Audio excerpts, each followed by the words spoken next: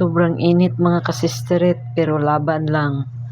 Kasi trabaho ang hinahanap kahit malayo, agwantahon para lang makamit ang mga pangarap ng mga anak natin mga kasisterit. Kasama ko po yon yung nag-una. Kasama ko yan. Kasama ko yan sa trabaho. Malayo ka man trabaho pero kaya kitang abutin para sa kinabukasan ng aking mga anak. Di bali nang mainit, mabilad ka sa init, okay lang yun mga kasisterit, di ba? Kasi ang pagtrabaho, pag hindi ka maghirap, so wala ka ring makamit sa mga pangarap ng mga anak mo. Kaya tiyaga lang. Kasi pag may tiyaga, may nilaga, di ba mga kasisterit? So ganon. Ayan yung kasama ko, yung nag-una, kasama ko yan sa trabaho. Ayan yung kasama ko mga kasisterit. Sobrang init, ito lumipad na yung kalo ko mga kasisterit. Medyo kasi malayo mga kasisterit tong lugar na napuntahan namin para isurvey yung isang respondent namin. Malayo kasi. Ang trabaho kasi namin ngayon mga kasisterit is yung mag-survey kami ng FLIMS. Ito kasi yung Functional Literacy, Education, and Mass Media Survey. So dito mga kasisterit, kunin namin yung mga information, saka yung kakayahan sa kanyang pagbasa, pagsulat, kung marunong ba siyang magsulat, at saka yung sinulat niya, at saka yung binasa niya, or may naintindihan ba siya sa pagbabasa niya, or may comprehend. So, doon mo makikita kung may alam siya or ano ang pagkaintindi niya sa kanyang binabasa. Yan po ang sinasabing Functional Literacy, Education, and Mass Media Survey. So malayo pa kasi. Grabe ang init mga kasisterit, pero laban lang. Ganito kasi paghanap buhay. Walang inuurungan mga kasisterit, di ba? Laban lang mga kasisterit. Napaka-hot ang panahon. Super. We're chasing stars, we're breaking rules. Our hearts are loud, we're no fools. Every moment we're in control.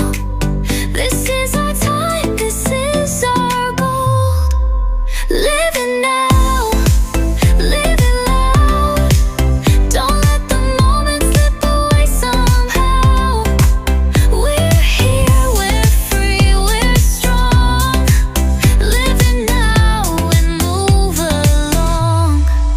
The night is young, the beat is sweet. Let's dance beneath the city lights. No regret. Ito mga kasisterit, nakarating na po kami sa aming puntahan, sa lugar na pinuntahan namin. At ito po, hinahanap po namin yung bahay kung saan nakatira po yung respondent namin. At may kasama po kami mga kasisterit, yung barangay captain, at saka may isang taga rito po nakatira na sinama namin. Alam niya yung taong hinahanap namin kung saan nakatira. So dito po mga kasisterit, tingnan niyo po oh. Ang daming damo mga kasisterit yung dinaanan namin. Dito po nakatira yung respondent namin. Walang kapitbahay oh. Tingnan niyo yung mga kasisterit. Walang kapitbahay. Nag-iisa lang po dito nakatira si tatay. Pero mas masarap tumira sa walang kapitbahay para iwas sa marites mga kasisterit. Ngayon na po mga kasisterit, malapit na po yung bahay. Nakita na po namin yung bahay ni tatay.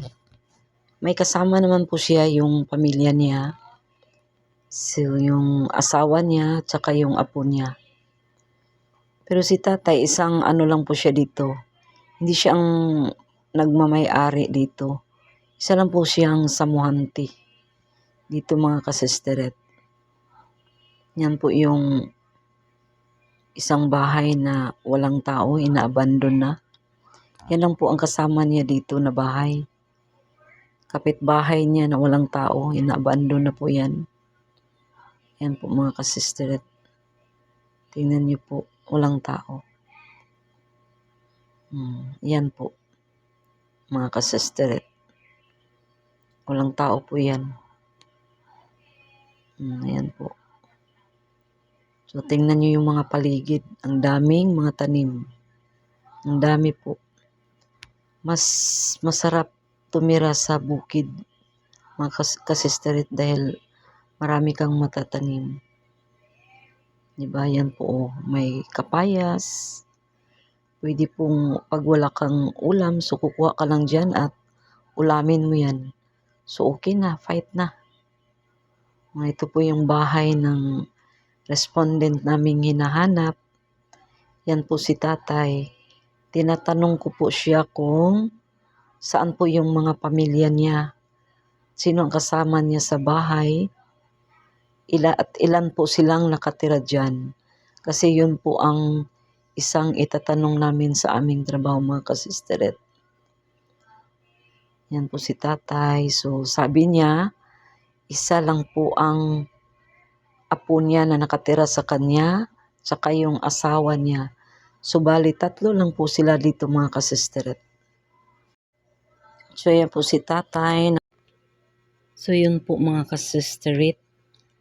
Andun po kasi yung asawa niya sa school kasi hinatid po niya yung apo niya sa school. Kaya, makita ka ng mga may iba't ibang mga pananim.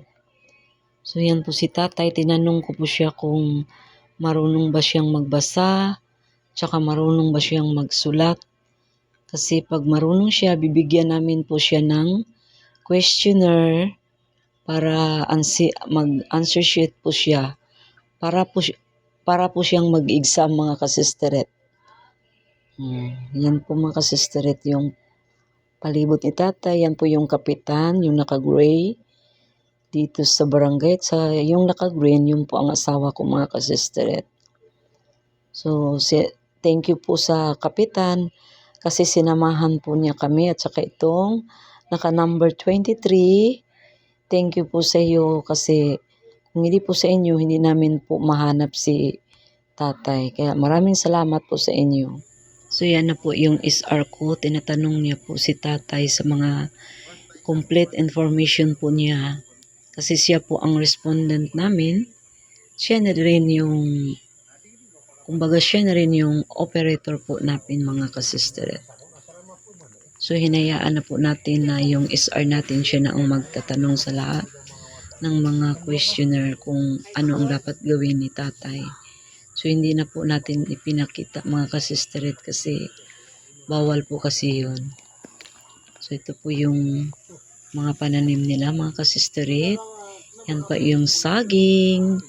Saging na kulang ng vitamin. Oh no!